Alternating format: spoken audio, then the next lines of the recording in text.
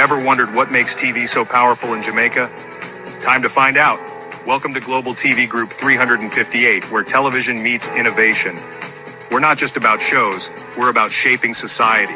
In Jamaica, TV keeps you informed, connects diverse voices, and supports democracy.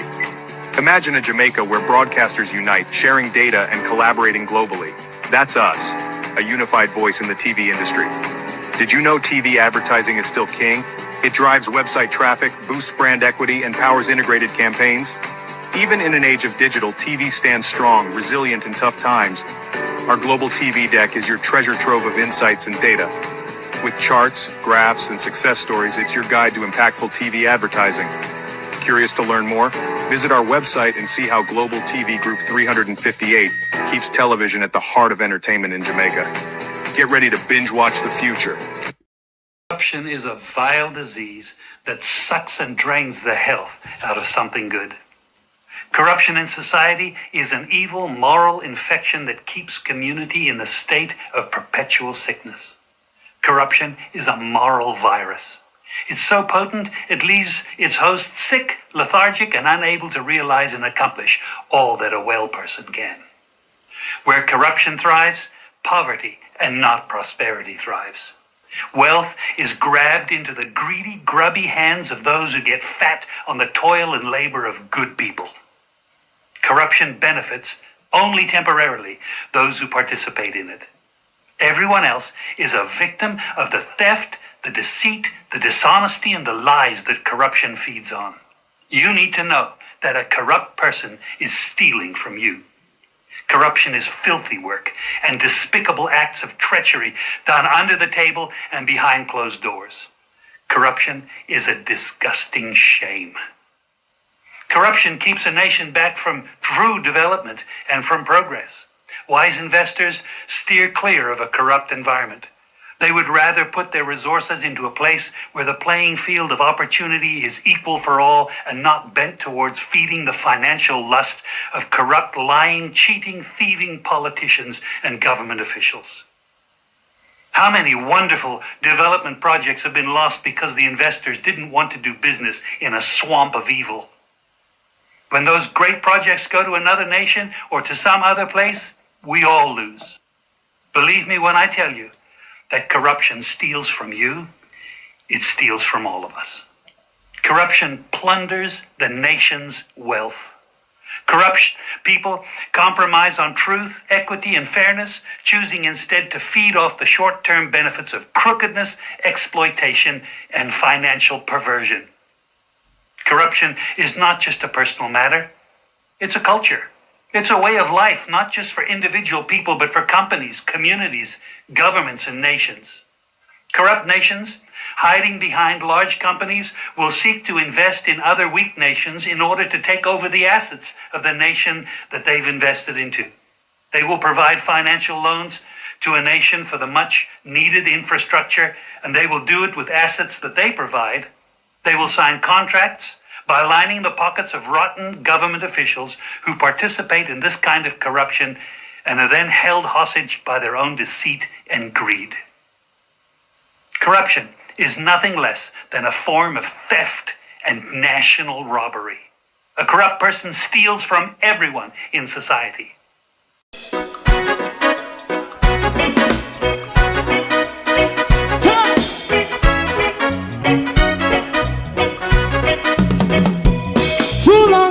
Together, run, keep going on, less process. For children of Israel do really love rights. So just as I and I as a watchman around Babylonian walls. Oh, children of Israel, I shall never hold thy peace while wrong is going on. Day or night. We gonna bust down Babylon walls. Prepare the way. Prepare the way for your people. Let's go. Fight down war and crime. Fight down. Me say Rastafari. War and crime. And do the righteousness. And we love. And we love Jah.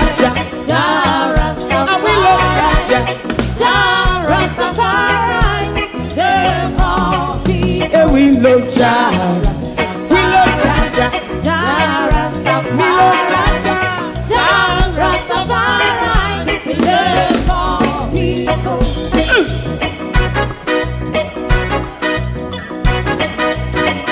Put time away again. Listen, yeah. Just as I and I as a watchman, I run Babylonian walls. Oh, children of Israel,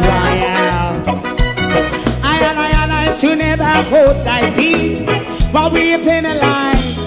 Hey, oh, night. We gonna bust down Babylon gates. Prepare the way. Prepare the way for Jah Rastafari. Fight down war and fight. Fight down war and fight. Rastafari, war and crime, and build up righteousness. And we love Jah. And we love Jah. And we love Jah. Jah Rastafari. We love all. And we love Jah. Jah Rastafari. Me love Jah. Jah Rastafari. Me love Jah. Jah Rastafari. Preserve all. Me love Jah. Jah Rastafari. Jah Rastafari. Jah Rastafari. Yeah, the next song is going to be the last song for tonight. And then DJ Twink.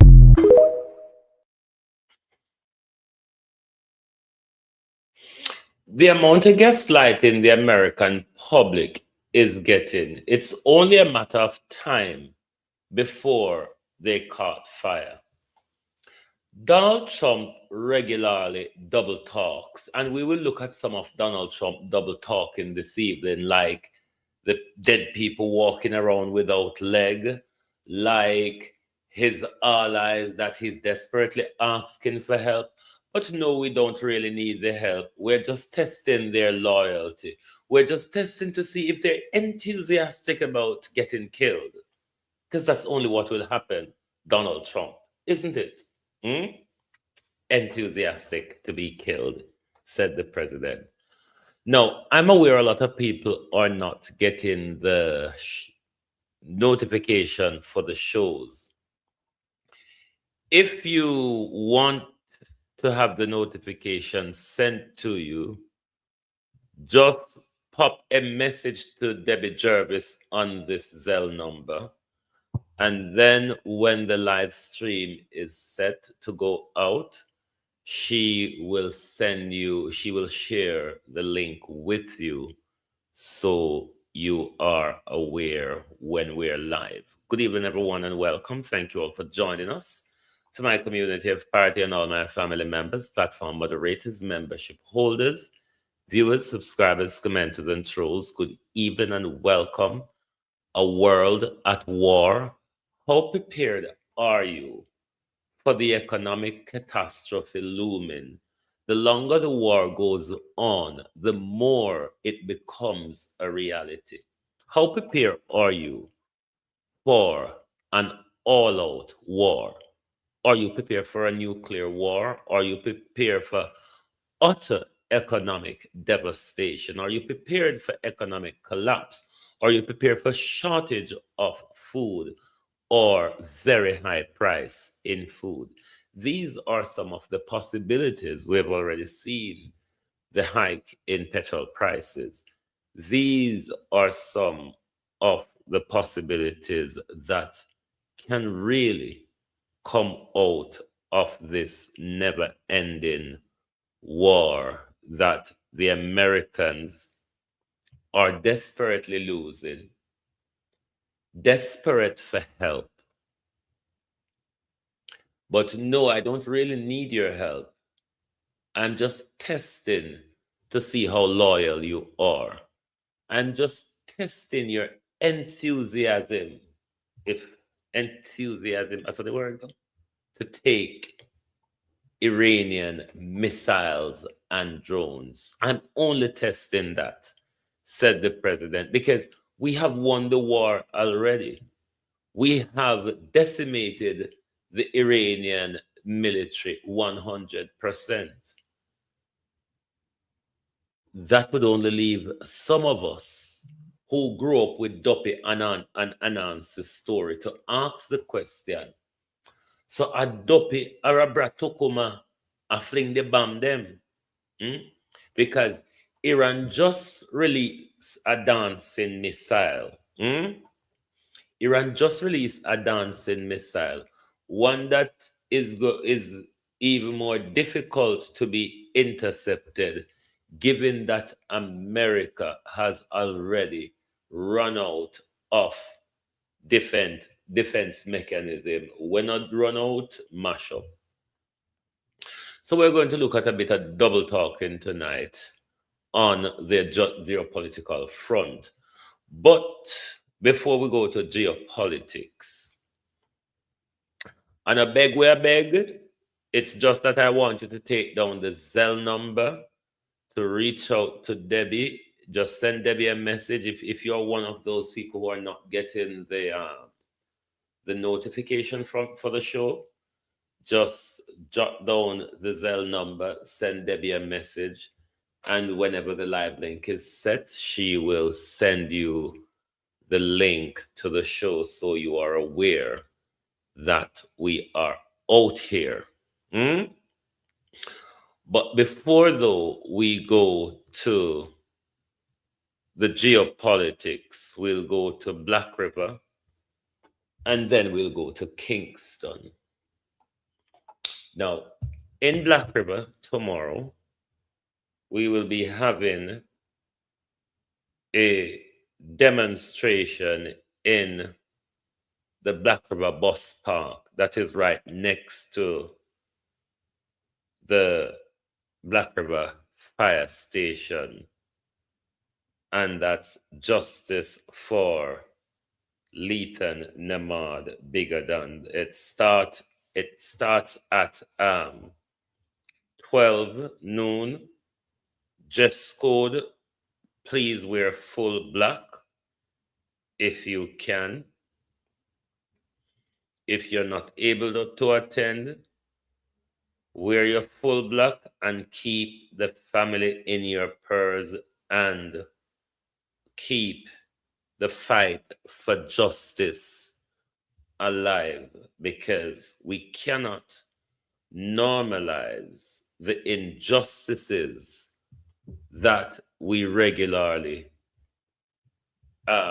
see happening in our country by the security services. As I said this morning, we must learn to unite around a common cause. This is an issue where a lot of our innocent young men are being killed by the police for no apparent reasons. So we need to take a stand for justice. So tomorrow, 12 noon, at the Black River Bus Park next to the Black River Fire Station, there will be a protest, a gathering to stand together for, in the March for Justice for Leighton Nemad Bigadon. And then we'll go to Kingston tomorrow. Now, I have my disagreement or feeling with this.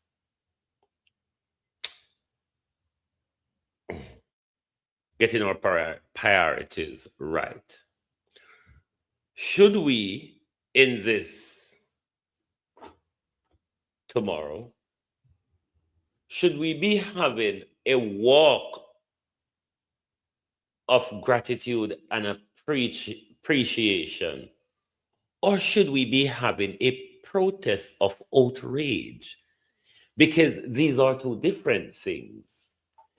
The walk of gratitude and appreciation to say thanks to the Cuban healthcare worker and the state of Cuba for that 50 years of partnership and help we have received from or sisterly nation. Does this send a message to our government? Is my question.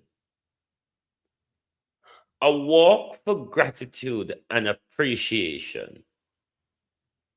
Does this, come on here, globalists, don't answer me.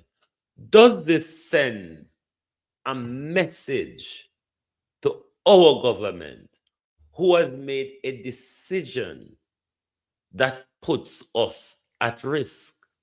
And we all know it's not Andrew Holness alone that does the double talking. The Jamaica choir, in the name of the Andrew Holness regime, they're all singing disjointed and discorded from whichever way you want to stand up and listen to them.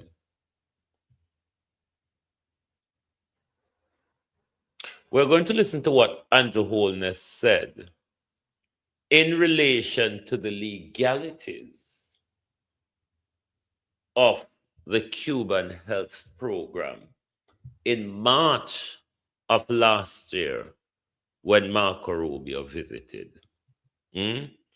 Because what Andrew said then differs hugely from what Johnson Smith is saying now.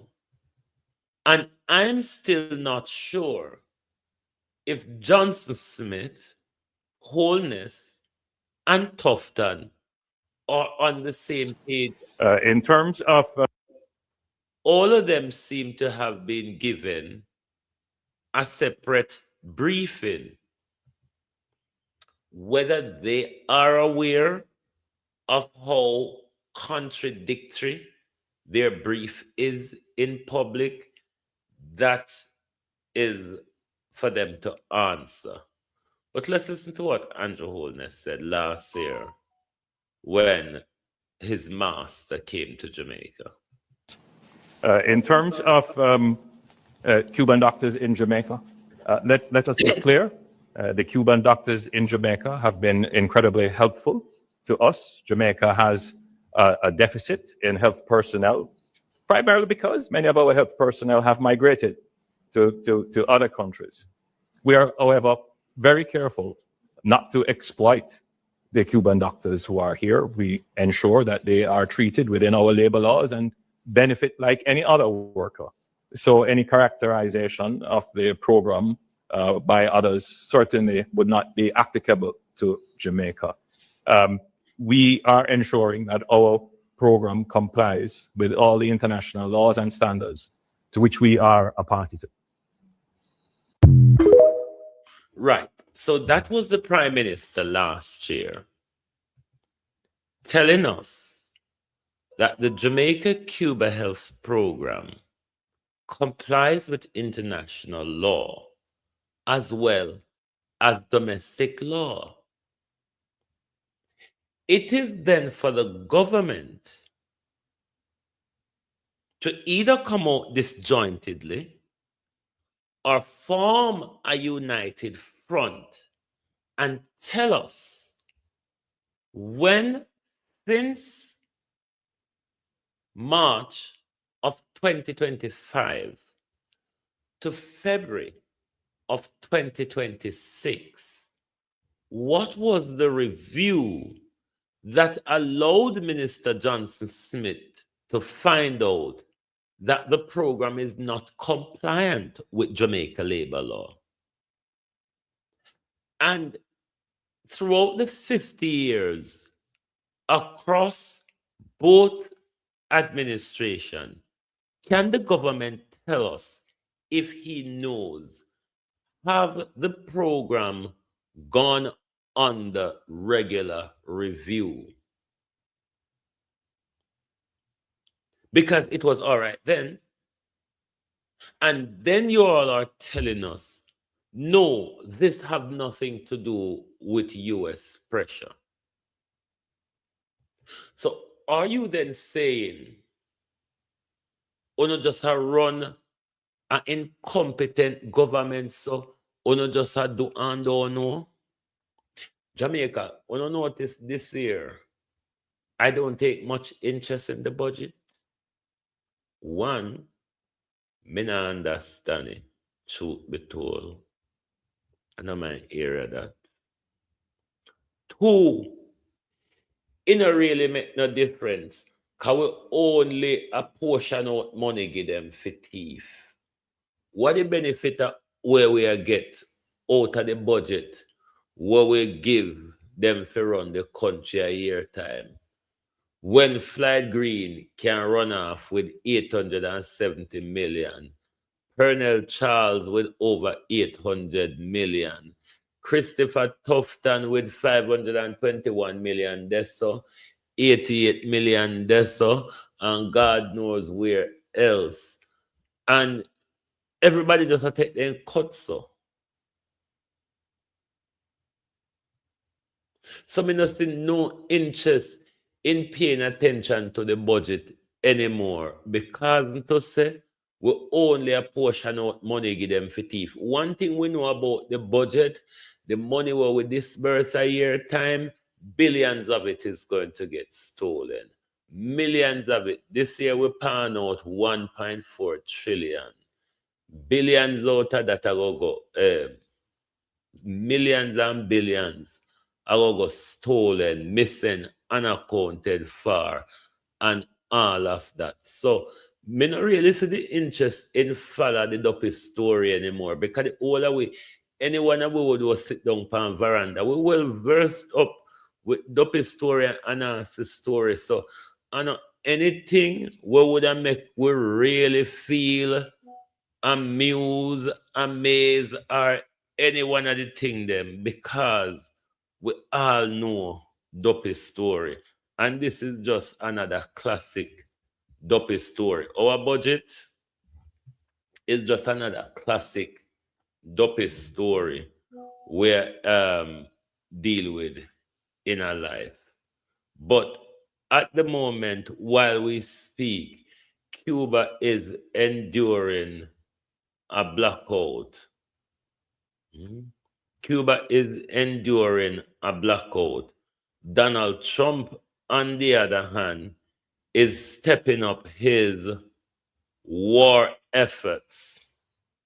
Is stepping up his war efforts in Cuba, even though he is down to his last in Iraq, in Iran rather.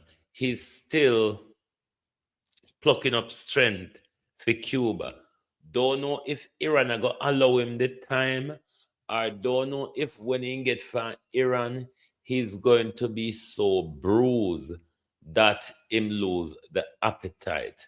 But the Cubans might be another set of Iranians because the Americans in 1962 felt the brunt of the Cubans when they invade the Bay of Pigs.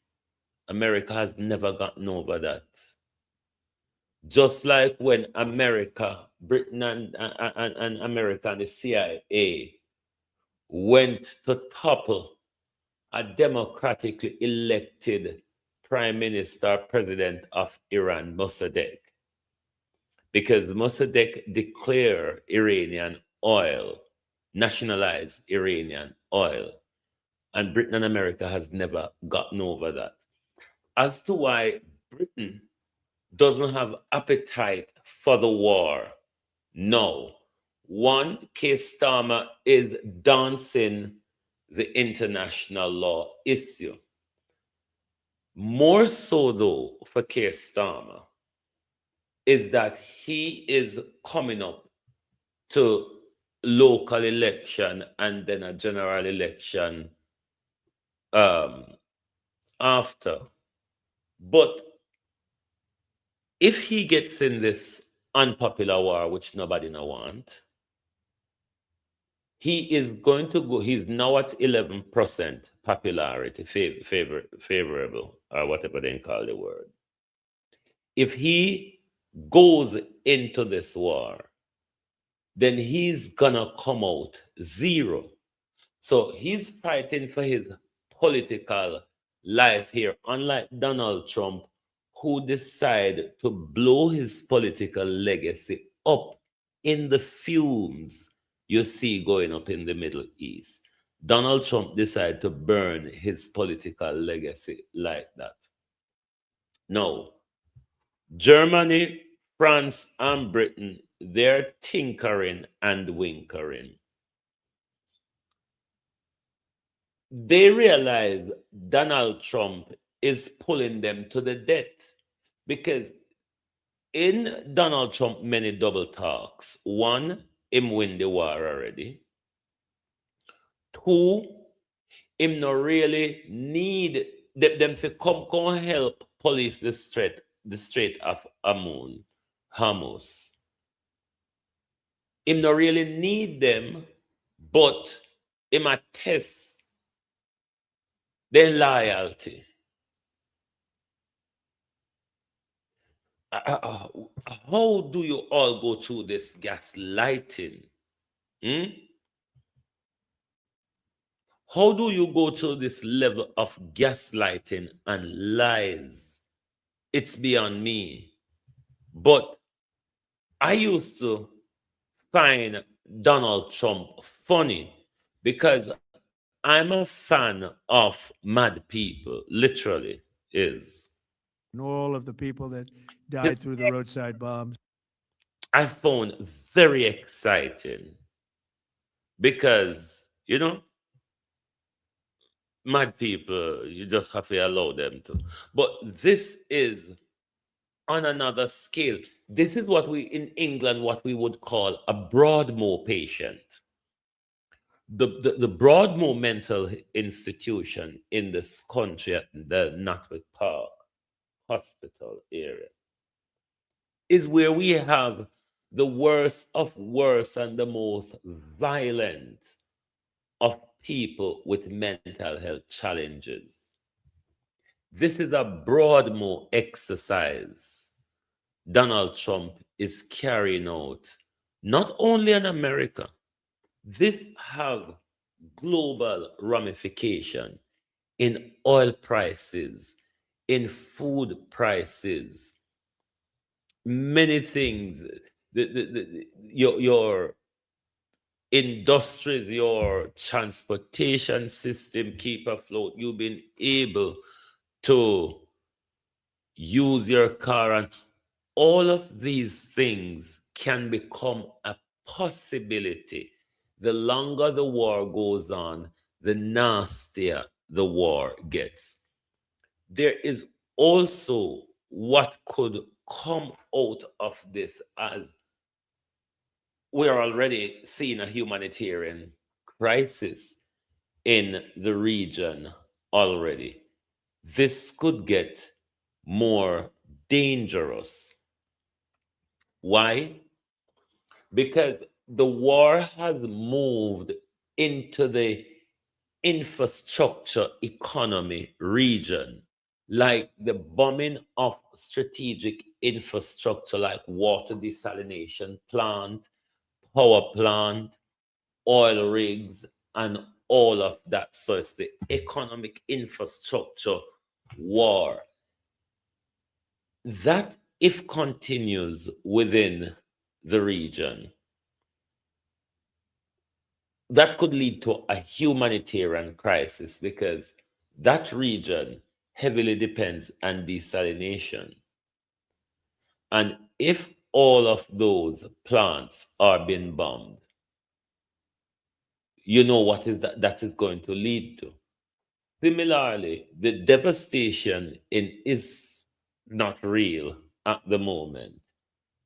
I could see a refugee crisis coming out of there the moment they are released from the dungeon that God chose for them and promised them.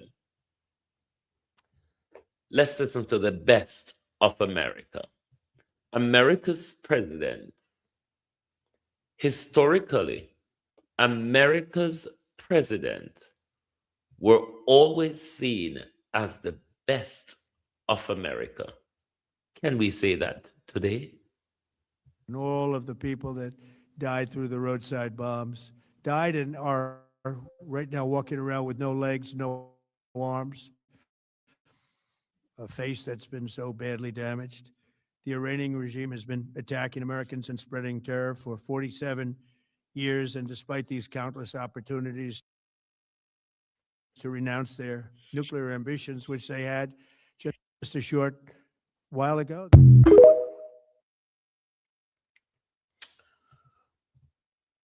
What I observe with narcissists as well, they never get it right when they speak verbally or in writing. They just never get it right. Only if you look at their Facebook page. Keep your mouth before people say I make Trump. Keep your mouth. Deal with Trump. At this dunce we are talking to at the moment. So this is the president of America who is telling us that people who've had their hands blown off, people who've had their foot blown off, dead people, said the president, are walking around in America. Why is this serious? Because this is the man who makes the decision to go to war. This is the same man that has his finger on the nuclear button. It is dangerous. Very, very dangerous. I don't think the world view the danger really as it is, but it's very, very dangerous. And the Venezuela issue, the Iran issue, that these countries come in and which are all violations of what was international law or the global rule-based order. You really cannot take risk with such a mad, unhinged person. We've seen 2 strikes from him, not just 2. We've seen the killing across the Caribbean that Donald Trump ordered. We see the kidnapping of the Venezuelan president and his wife that Donald Trump ordered. We see the killing of 160-year-old schoolgirl in Iran by Donald Trump. And he's now threatening Cuba. You cannot not take him serious anymore. I mean, in his first term, he speak a lot of bullshit and never do them just to get the media attention. This time it's different. This time this guy is saying, well, I've got elephantitis. I may end up in prison on a lot of things. Let me fuck up this world for poor people because my clique and my children will be able to secure a space in the bunker, or I've probably got a bunker below one of my lagos or towers. The world has never been in a dangerous place.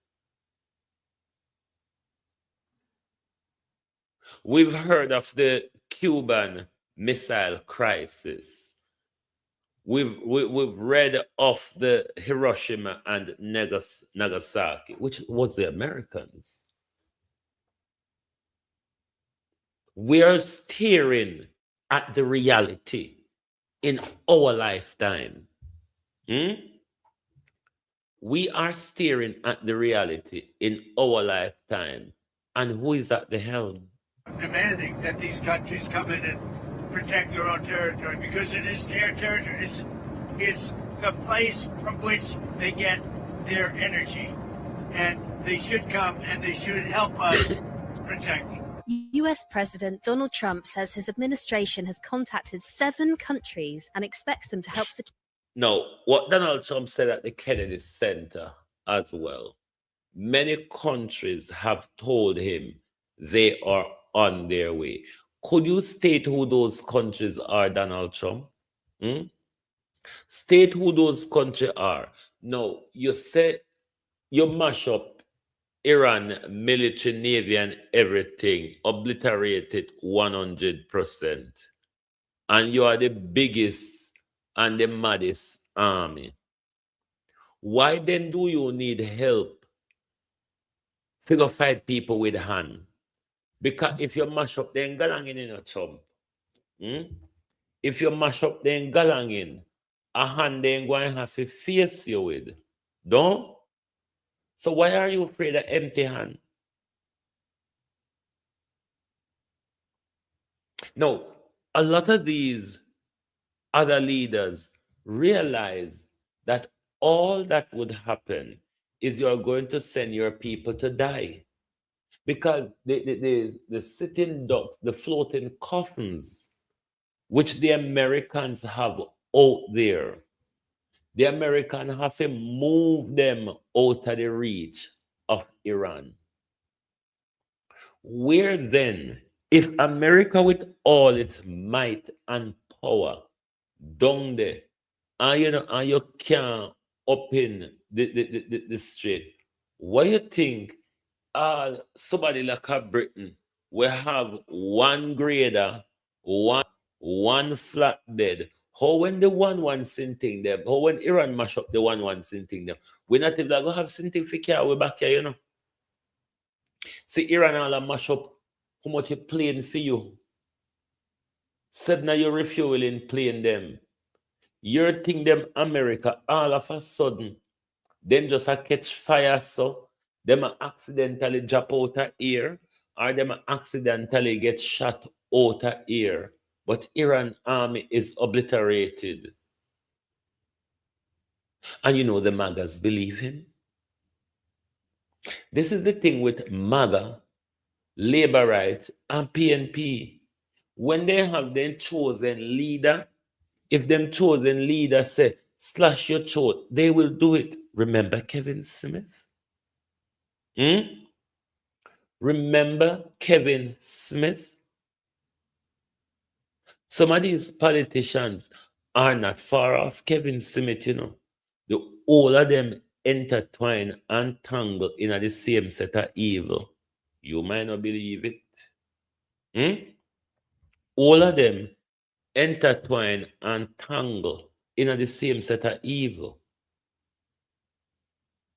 But Donald Trump, Russia, hey, Lord Jesus, you see,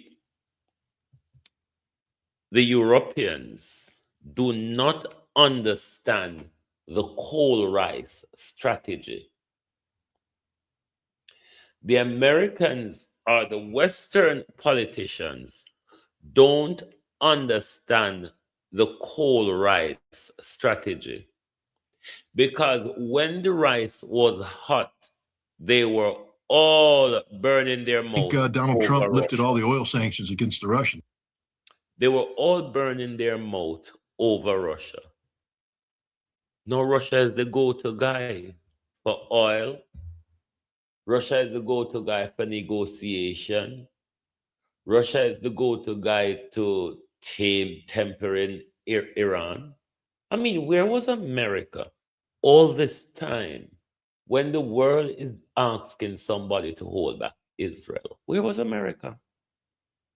Where was America when the Israeli army murdered children, carried out a genocide? The world for the last 2 years have been asking America, can you hold back Israel, please? Can you stop supplying Israel the weapons to kill the defenseless children? So why all of a sudden now, you don't want Russia to hold back Iran? Why? Donald Trump is demanding that the rest of the world, including China, you know, including China will give satellite support to mash up America power across the region. America said China for go help police the streets so they can get their aisle through. Nobody never gonna go trouble Iran, barring you and Israel. It's China, it's you the divided snake, and it's not real. Put the entire world in a trouble by go troubling Iran. It wasn't the world. Somebody come call upon the world say to come protect on aisle because they will not get aisle from. It's your problem, Donald Trump. Yours and Benjamin Netanyahu. Which, I mean, dreams can really turn nightmare. Do you realize that? I'm sure Benjamin Netanyahu would believe me right now. Dreams can really turn nightmare. Last week, Benjamin Netanyahu told us on Twitter that Donald Trump has made me actualize my 40-year dream of invading Iran. Some would argue at this point that this dream is now unfolding in a catastrophic nightmare. A nightmare, one would argue as well, that is difficult for Benjamin Netanyahu himself to wake out of. Will he stay in a coma until the machine is switched off? It's a matter if Benjamin Netanyahu and Donald Trump bowing to the demands of Iran. That would save lives. That would ward off the economic catastrophe that will engulf this world. That could also ward off a pending humanitarian crisis in Northeast Africa. What a world that we are living in.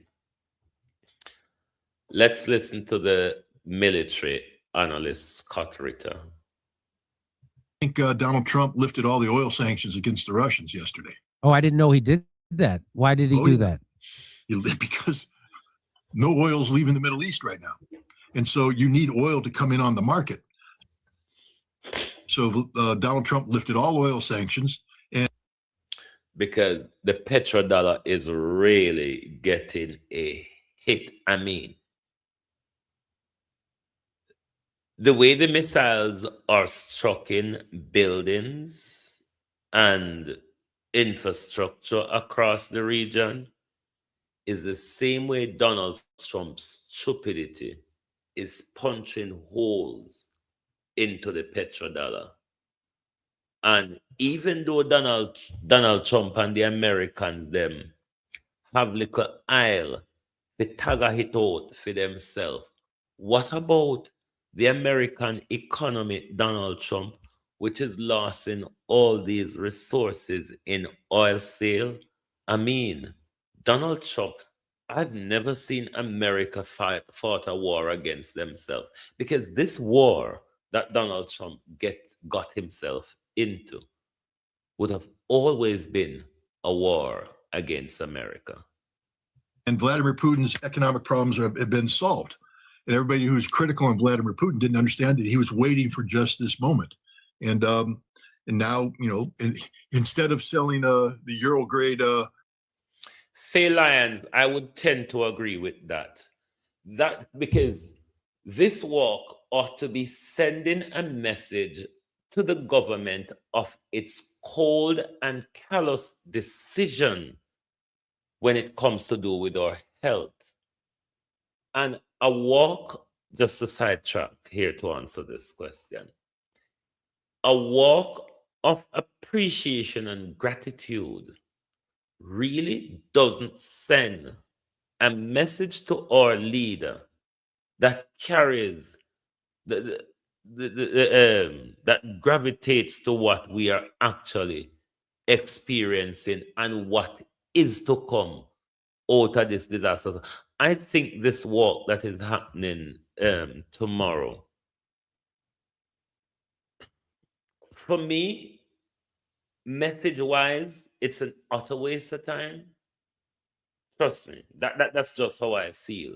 Message wise, it's an utter waste of time because on a national issue like this, on a regional issue like this, on a global issue like this, which is a part of Donald Trump economic warfare against socialism or communism, I don't think a walk of gratitude and appreciation sends a message to our government. And I agree with Phil Lyons. There should more be a walk of outrage. I don't know why we are afraid to show or outrage to this regime or may make or outrage be known to this regime. We just seem to go along to get along. Oil at $23 a barrel, discounted. He's now selling it to the Indians at 81 barrel, a full price, making a lot of money in the process. All the Asian purchasers of energy who used to purchase energy from the Middle East can't because the Strait of Hormuz is closed. So Putin is literally diverting all of his resources down there, opening up, securing those markets.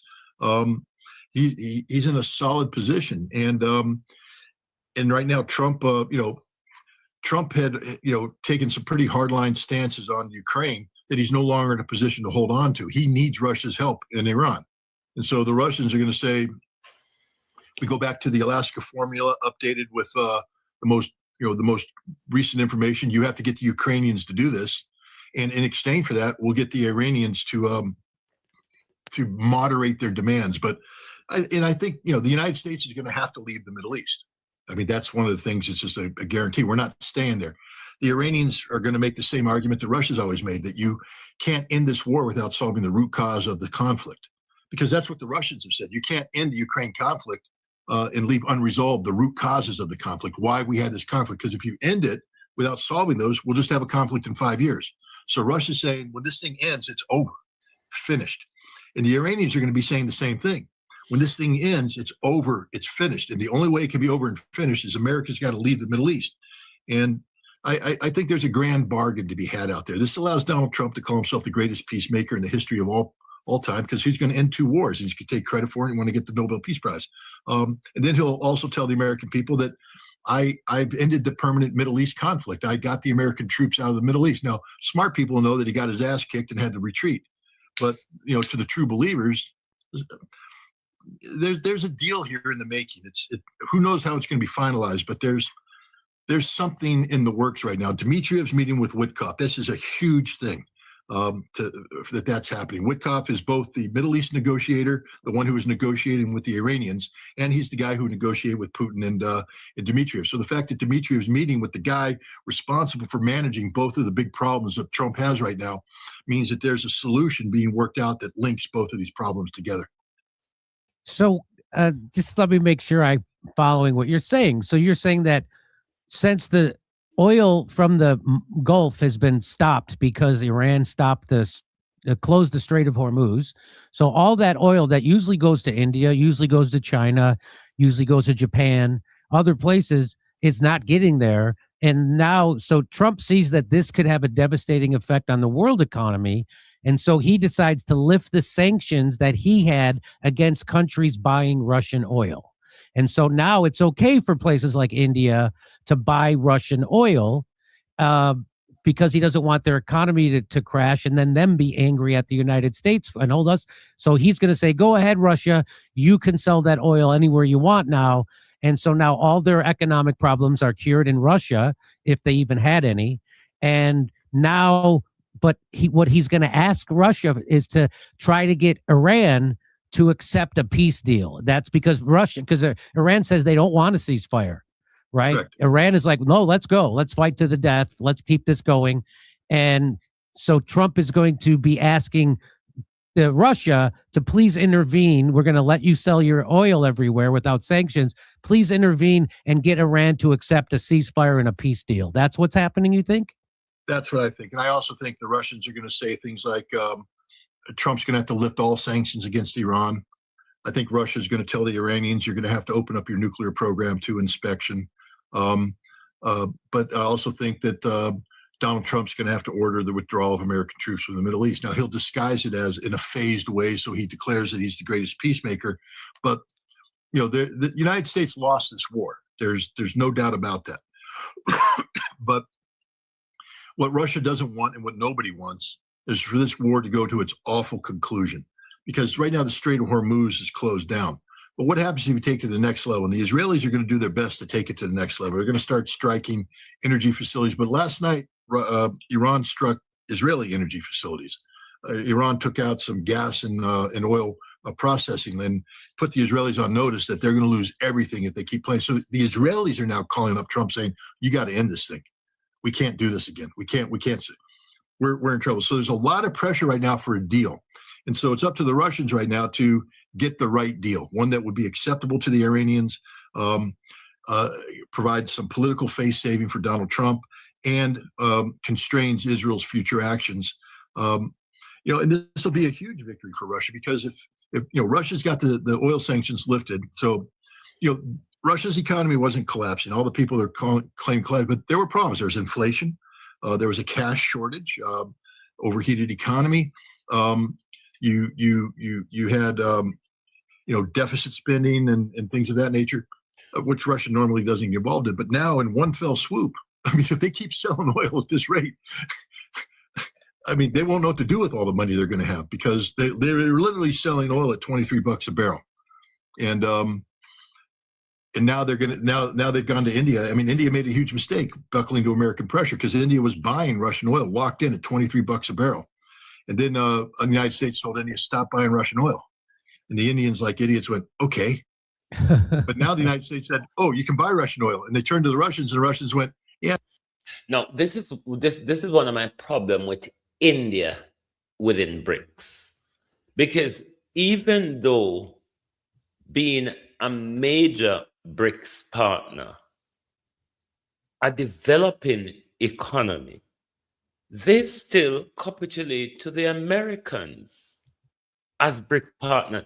This is what I don't understand, and it is why I don't trust the Indians, because if shit's really hit the fan, nations tend to take the approach of saving the life of your nation.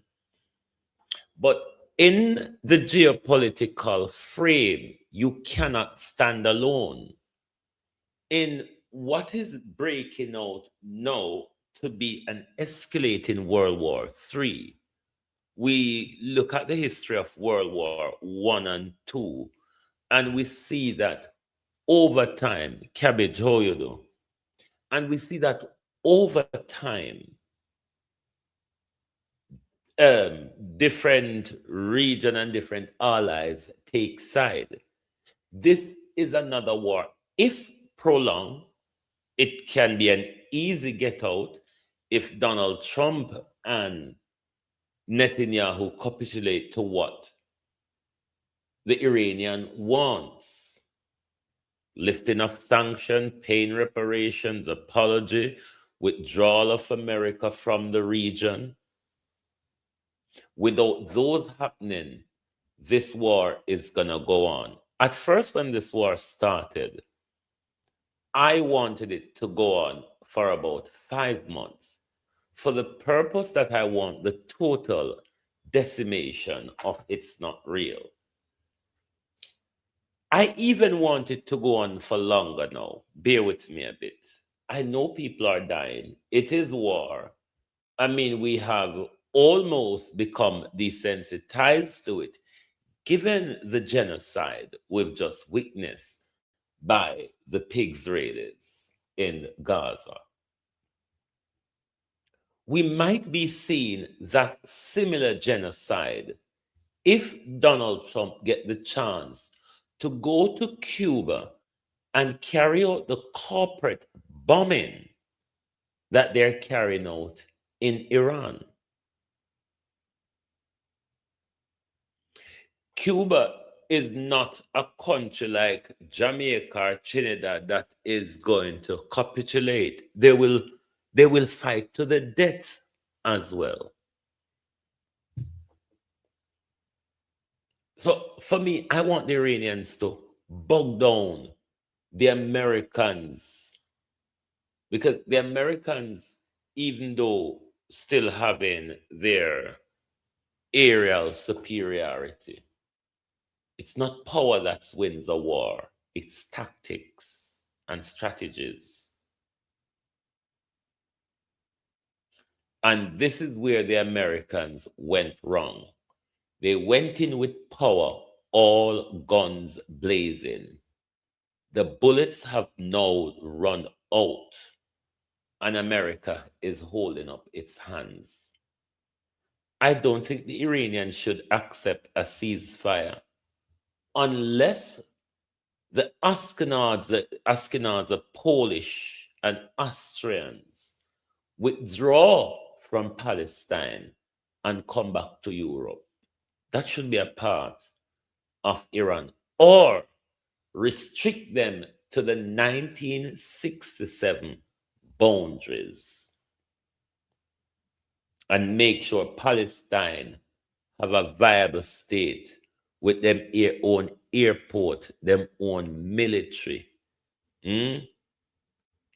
them own navy and everything, so that if Israel decide to go on a tirade again, they will meet the force that they are meeting from the Iranians now. I want them to be bogged down for probably about 2 years at the moment. 2 years, or let me be real here. I want them to be bogged down until at least November of this year. Why? November of this year will be the midterm election where Donald Trump will be stripped of power, possible be impeached and removed from the presidency. That might stay some of the madness after November. Because the way this is going, America cannot come back into the race meaningfully. America has lost the upper hand of the race from day one because they were not planned for this. What the Americans planned, it was a vast show of strength, and that would subdue the Iran. And this is what you see, because we watched them did it in Iraq as well, where the Americans or the Westerners, they carry out indiscriminate killing, particularly of women and children, in a bid that the nation goes in rage against the leader that will assist them on the ground to fight the battle. It's never really worked. On none of the occasion, it never really worked. This was what they were hoping to do again, especially by the killing of the Ayatollah and the killing of the 170 odd schoolgirls and their teachers and the about 40 volleyball or netball player in the, what is it, aquarium or whatever it is. What that place name? An aquarium. What the place name? What do you call it? No, remember, important. Chop bomb them and kill them. America cannot come back into this war meaningfully. Yeah, auditor. The issue is for America here. How do you get yourself out of this? No. America, similarly Israel, has a death ears pride where they can only hear the nonsense they are speaking Like Peter Hogshit would say, the Iranians are looking up in the sky, and he look up, and the only thing they can see is Israeli fighter jet, American fighter jet, just bombing and bombing. You don't have to worry about it. We control all of it. These are the people directing a war. These are the people that can lead us into a nuclear war. I don't know if, as a people outside of the zone of war, we're all looking at the consequences we can reach with far and wide.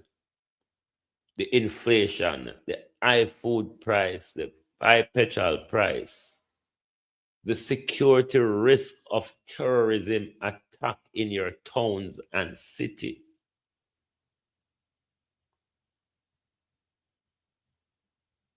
There's a lot to come out of this. Let's finish listening to Scott Ritter. That $23 a barrel, that deal's not on the table anymore, guys. Now you really need the oil. You're paying full market price. And India has to pay full market price. Because there is no alternative. They can't turn to the Saudis and say, well, you cut us a deal. Saudis can't ship oil. They can't turn to the Kuwaitis and say, well, you sell us. They can't ship oil. United Arab Emirates can't ship oil. Nobody can ship oil. Russia can ship oil, and Russia's selling it full market value and making money. Meanwhile, all the Asian markets used to buy that stuff too. Indonesia, Philippines, etc. They got to buy it too. And Russia's going in to fill that. Russia was sending liquid natural gas up to Europe. Believe it or not, Europe still bought around 27% of their liquid natural gas from Russia. But Putin, it's amazing to watch these trackers. Tankers immediately pivoted and started heading to Asia. Putin's like, we're not going to sell Europe any energy anymore because they don't need to. And Europe's now screwed. And now there's a greater 30% chance that by the end of the month, Europe's going to have to start buying Russian energy, the thing they don't want to do because it funds the war in Ukraine. But Europe has no choice now because there's no energy coming out of the Middle East. None. And so Europe is either going to die or they're going to have to start buying Russian oil. So Russia's in a very, very strong position right now. And the United States is in a very desperate position. We're running out of ballistic missile interceptors. We're going to be totally defenseless very soon. And it's very embarrassing for us. We just stripped the Pacific clean. We took all our THAADs, all our Patriots, and send them to the Middle East to help Israel. The Gulf Arab states are like, you screwed us. You guys abandoned us. Why should we ever trust you again? Which is another reason why the United States will leave. So there's a deal to be made here because Donald Trump has screwed up so badly. But I'm still depressed. I share you. 186 kids died, and now we know that we murdered them. There's no question now. Pete Hegseth and Donald Trump tried to play that stupid game of saying that, wasn't our cruise missile, wasn't our Tomahawk. Well, now the Department of Defense had to admit it was ours. We killed them. And that's depressing because what it means is we're not in control of the targeting.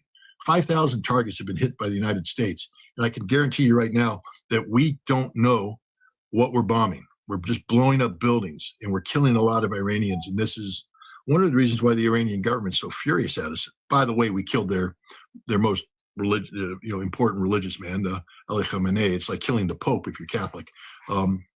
If you're a Catholic who still believes in the Pope. But the point is, they killed a very senior religious man, and the Iranians are outraged. They're furious. They're seeing blood red, and it's going to take a lot to talk them down. But if there's a deal out there where you can tell the Iranians all sanctions will be lifted, your economy will be functioning for the first time in 47 years. For the first time in 47 years, you're going to have a fully functioning economy. That will go a long way in putting salve on the wounds that they've suffered. Well, could you put a percentage on the chance of this actually happening, the good news that you just gave us? 100%. And the reason why I'm saying that is that nothing's ever 100%. I shouldn't have said that, but I'm very confident. And the reason why is this Strait of Hormuz thing is going to spin out of control. Trump can only lie so many times. You saw what happened when the Iranians first shut it down. We saw Brent spike to $115 a barrel. Then Trump came out and lied, and it brought it down to 81. There's the old adage that says, it is not the size of the dog in the fight, but the size of the fight in the dog. And this is exactly what is happening in this war. It is not the size of the Iranian regime, but the size of the fight within the Iranian regime. It's what the Americans were not prepared for. It is what frightened the hell out of the Americans. Something that has now gone out of control with no end in sight of how on earth these people who start the war can make concession to pull things back in line. Because the Iranians Donald are Trump is saying, panicking and and- rightly so, it's not over until we say it's over. You cannot throw the first shot and want to have the last say. It's not how this war is going. And this is what makes it difficult for all of us. And I continue to warn Uno, prepare yourself for all of the possibilities that can come out of this the longer it continues.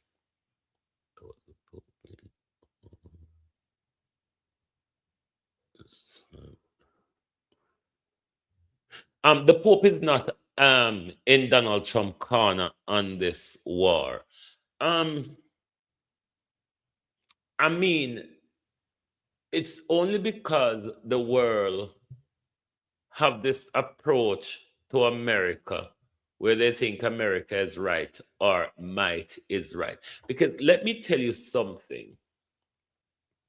It's not the illegal war why they haven't joined.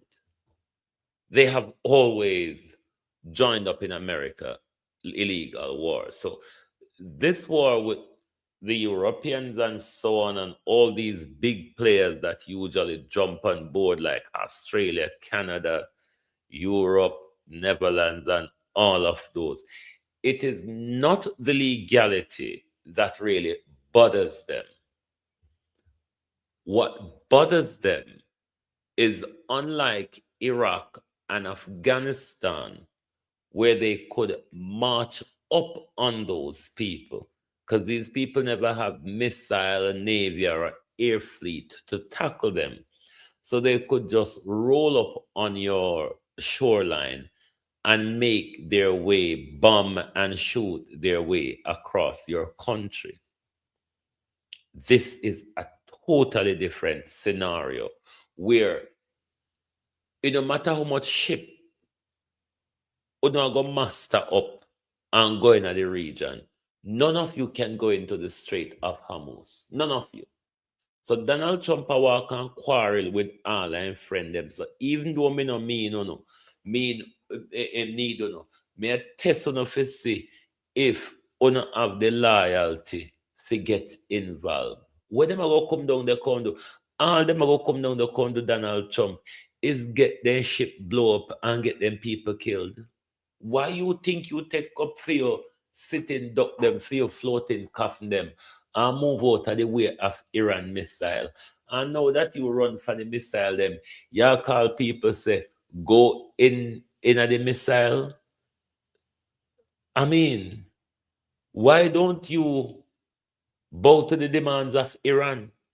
That's the only thing can save people life in this war. That's the only thing that can save people life in this war. And I tell you, America has lost more than Iran, regardless of the corporate bombing that you see America is doing. America is using up to $4 million to shoot down $50,000 out of the air.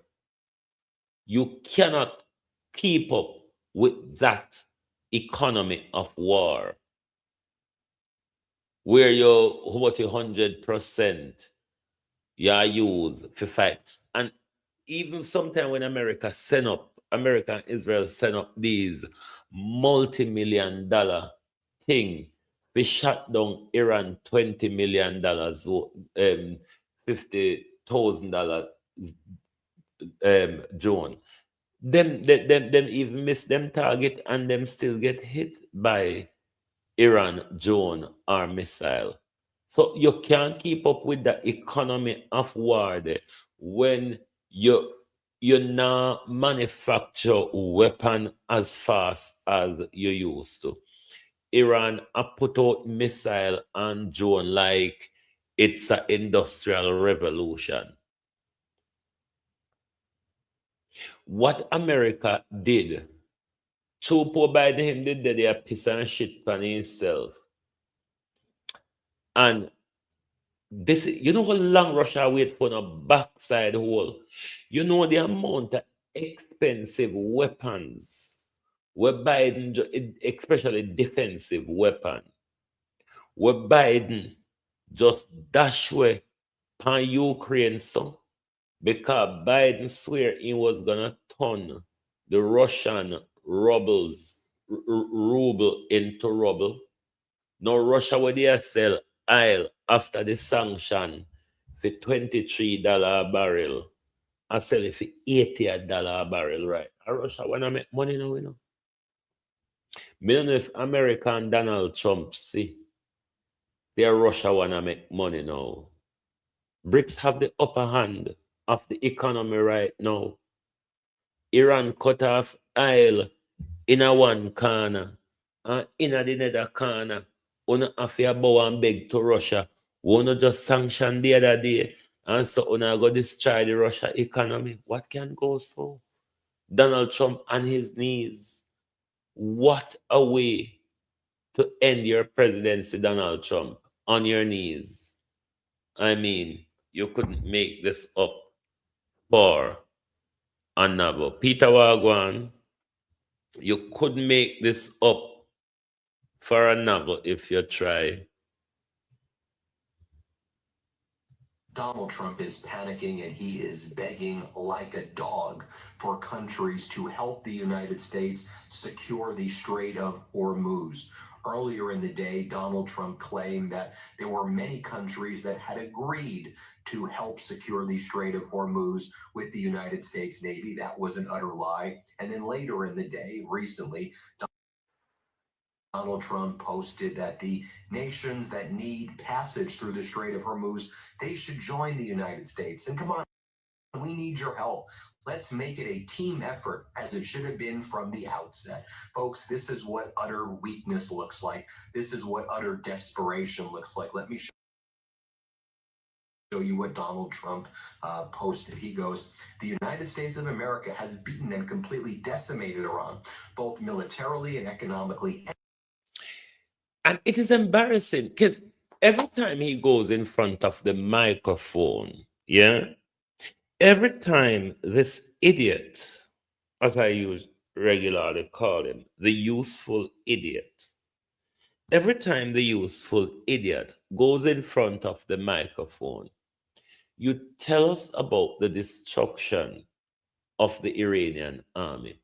Why on earth then, you idiot, would you need help from any country to go deal with a country where you decimate their army? How sensible is that? Or how believable, one might ask, is that? And if it's coming from Donald Trump, should it be something that you listen to any at all, is the question. And in every other way. But the countries of the world that receive oil through the Hormuz Strait must take care of the passage. and we will help a lot. The U.S. will also coordinate with those countries so that everything goes quickly, smoothly, and well. There should have always been a team effort, and now it will be. It will bring the world together toward harmony, security, and everlasting peace. President Donald J. Trump. I wonder why, Donald, it was not a team effort from the outset. Maybe it was because you and Netanyahu went it alone, rushed into war, were not prepared, embroiled the entire Middle East now into this disastrous war, and you've spent the entire year and a half essentially attacking America's allies or former allies, whether it was tariffs against the world, threatening to invade a NATO nation, leaving Asian nations vulnerable to China, and now embroiling all of the Arab nations that were once allies of the United States in this war.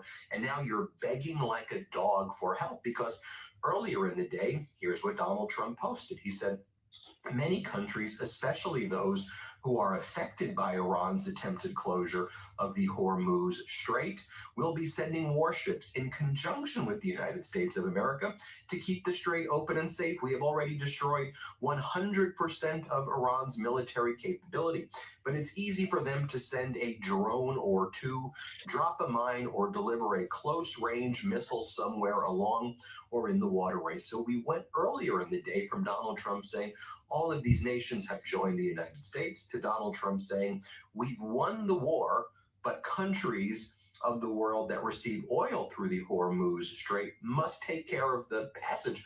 I wouldn't even say that's mixed messages. I would say it is just demented fraud. And the entire world knows that Iran has not been completely obliterated or decimated. Sure, the United States and Israel have hit Iran strong, but they've had a transfer of power and had a continuity within the Islamic Republic regime. There's a new Ayatollah. It has a lot of its top generals that remain the same.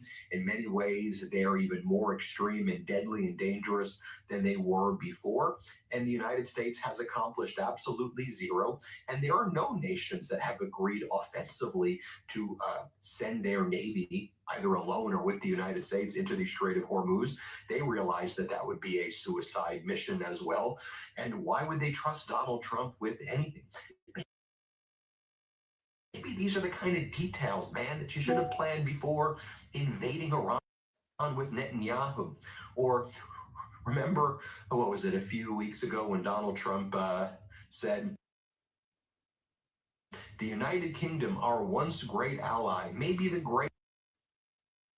greatest of them all, is finally giving serious thought to sending 2 aircraft carriers to the Middle East. That's okay, Prime Minister Starmer. We don't need them any longer. But we will remember, we don't need people that join wars after we've already won. Donald J. Trump, you see messages like that, and then your conduct again for the past year and a half, attacking our allies, tariffing the world. You basically have no friends anymore, Donald.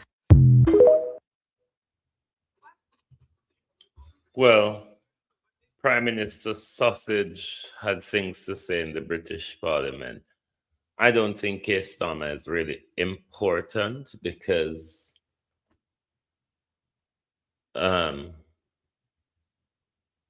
Keir Starmer is very worried about the Ukrainian male prostitutes that tried to burn his house down or his old car, or the Prime Minister's preoccupied with his Romanian male prostitute or Ukrainian male prostitute, so, or with Lord Alice buying underwear for his wife and all. Just Keir Starmer, it's a sausage. Keir Starmer. Does he still exist? I really don't know. Now, what does this mean for Africa?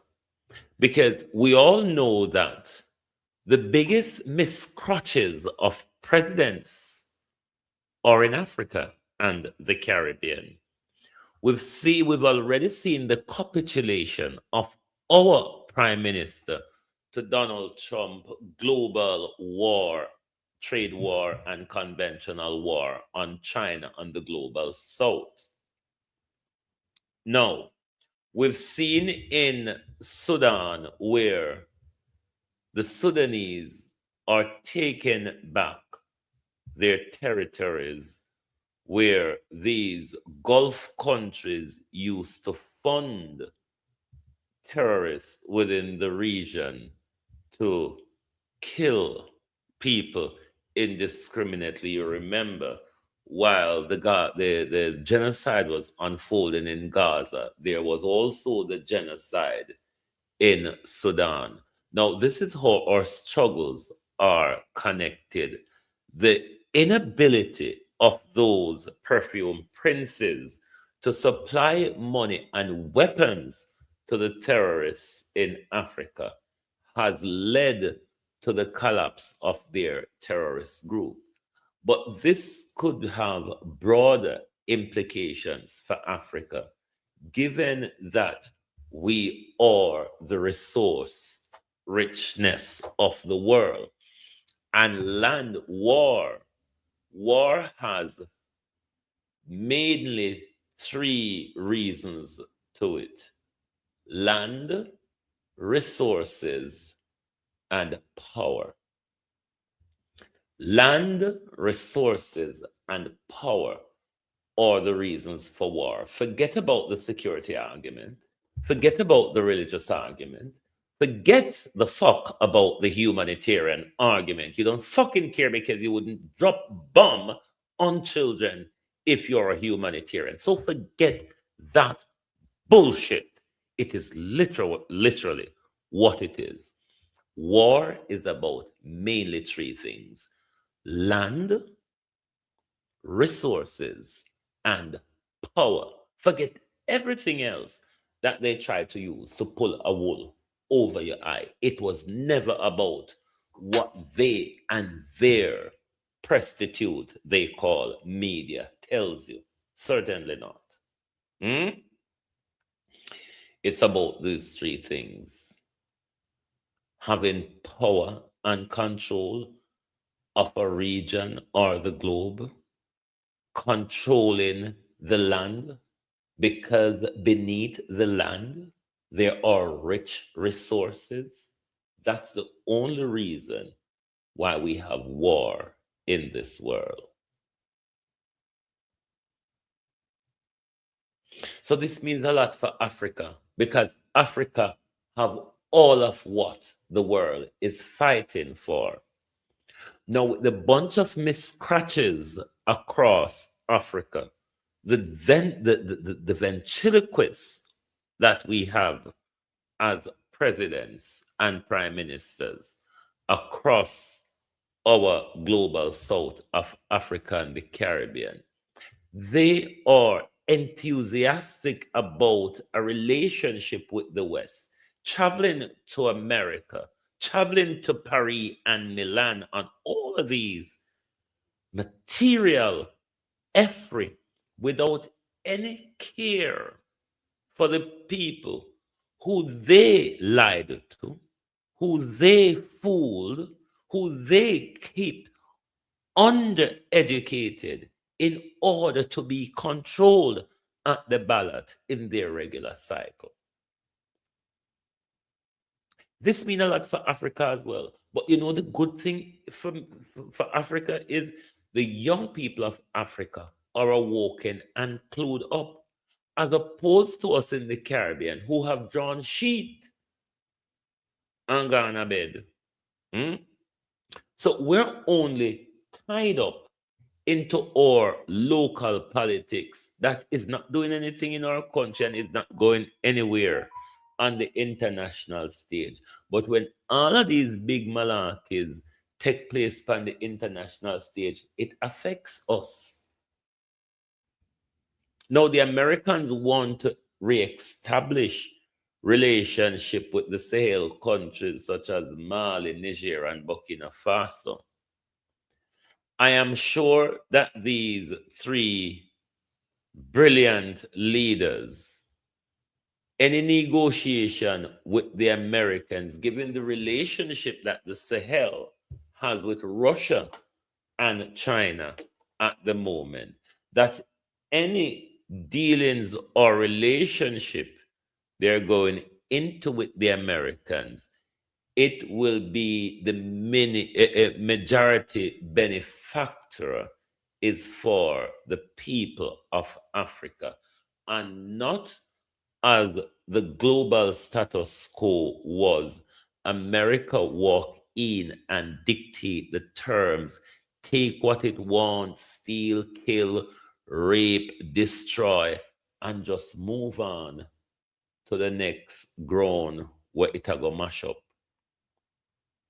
So there's a lot for us to pay attention that will come out of this, because America after this war will lose everything in the Middle East. You think America go sit down just so? America go look somewhere else to find something peace. We as a country don't have the military power to ward off devils like these. Yes, we have a big continent where we can close airspace to them. The problem is, though, you just got to look back at the Gaddafi situation. Along with the Arab League, many of these African countries, people like Museveni and others who sold Mugabe out, not Mugabe, Gaddafi, sold him out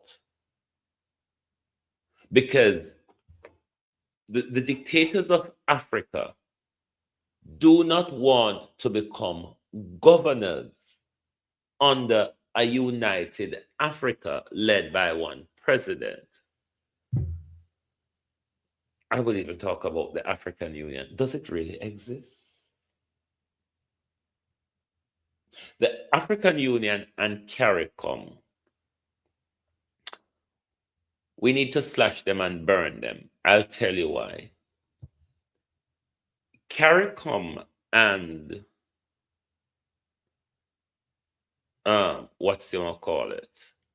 CARICOM and the African Union take their rooting from their colonial masters. It's their reeled off of the European Union. Now, the European Union was structured to serve the countries of Europe. That model doesn't necessarily work for the African continent, which, when these people are of different culture and everything, their union, what we have to trade and what they have to trade is different thing.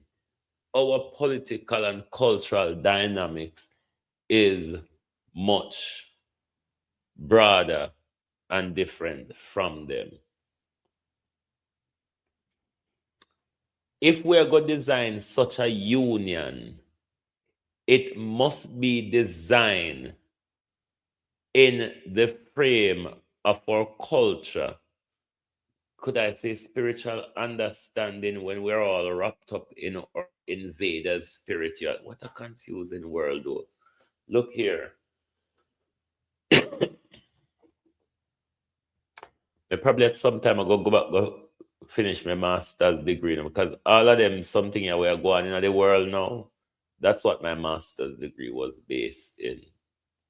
But then again, the entire world is paying ahead to go dive in a more hit and a more paying ahead that.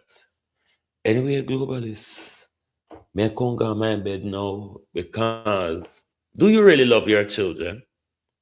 It crossed my mind today to say, ask the audience, do you really love your children?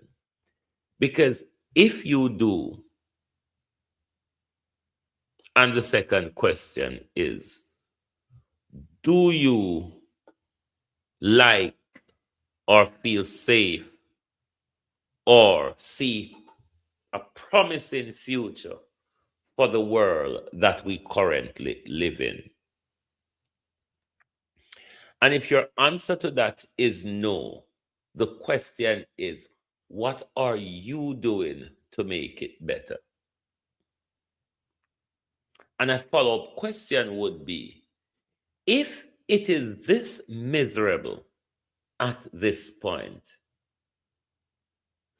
contemplate what it would be like for your children and grandchildren if you, when having the opportunity, not doing anything about it.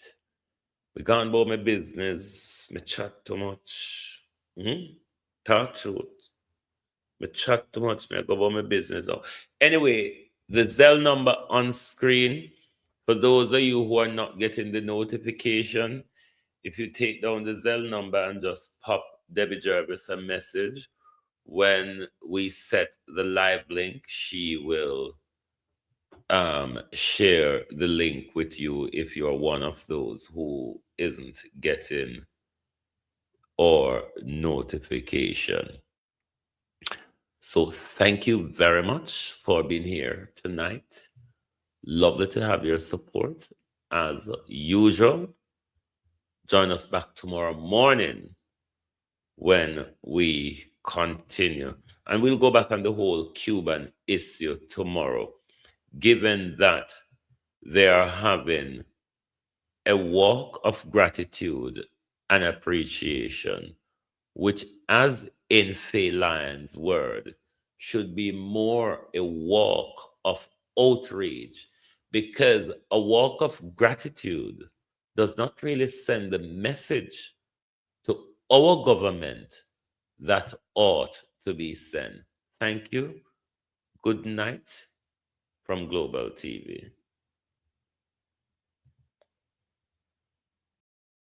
If you don't like missing out on the latest shows but still enjoy classic hits, then Global TV Group 358 is your perfect match. Global TV Group 358 isn't just another channel, it's your ultimate TV experience. From breaking news to binge-worthy dramas and timeless classics, we've got it all. Our unique blend of original content and global favorites means there's something for everyone. And guess what? With GTVG's seamless streaming, you can watch anywhere, anytime. Plus, our interactive features let you be part of the action. So, whether you're a seasoned binge watcher or a casual viewer, Global TV Group 358 is here to keep you entertained day and night. Don't just watch TV, experience it with Global TV Group 358. Subscribe now and never miss a moment.